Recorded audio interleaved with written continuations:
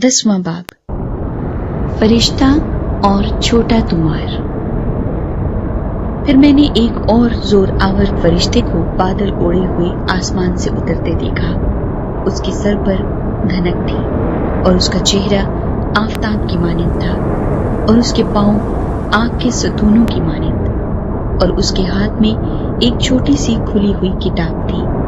उसने अपना दाहिना पांव तो समंदर पर रखा और बायां खुशकी पर, और ऐसी बड़ी आवाज से चिल्लाया जैसे बब्बर धाड़ता है।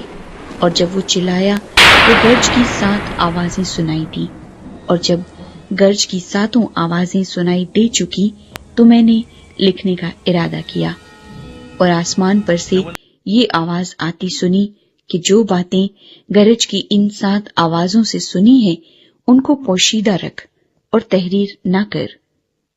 और जिस फरिश्ते को मैंने समुंदर और खुशकी पर खड़े देखा था, उसने अपना दाहिना हाथ आसमान की तरफ उठाया, और जो अब्दुल्लाबाद जिंदा रहेगा और जिसने आसमान और उसके अंदर की चीजें और जमीन और उसके ऊपर की चीजें और समुंदर और उसके अंदर की चीजें पैदा की हैं, उसकी कसम खाकर कहा कि अब और देर न होगी, बल्कि 7वें फरिश्ते की आवाज देने के जमाने में जब वो नरसिंगा फूंकने को होगा तो खुदा का पोशीदा मतलब उस खुशखबरी के मुआफिक जो उसने अपने बंदों नबियों को दी थी पूरा होगा।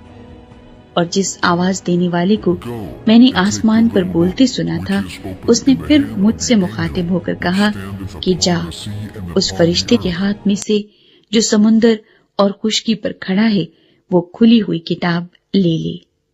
तब मैंने उस फरिश्ते के पास जाकर कहा कि ये छोटी किताब मुझे दे दे।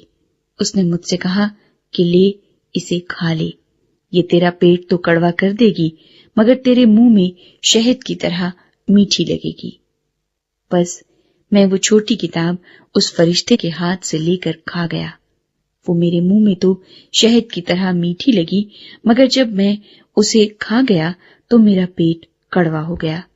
और मुझसे कहा गया कि तुझे बहुत सी उम्मतों और कौमों और अहले ज़बान और बादशाहों पर फिर नबूवत करना जरूर है।